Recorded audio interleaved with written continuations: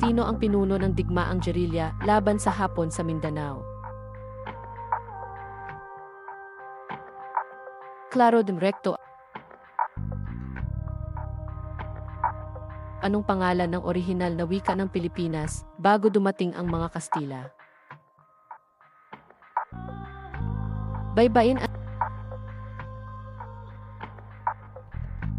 Ano ang pangalan ng barko ni Miguel Pez de Legazpi nang dumating siya sa Pilipinas? San Pedro.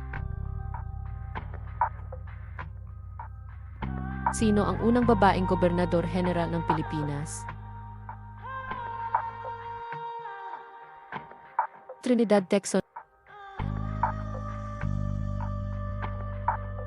Anong taon nagkaroon ng Kodigo ni Kalanchaw?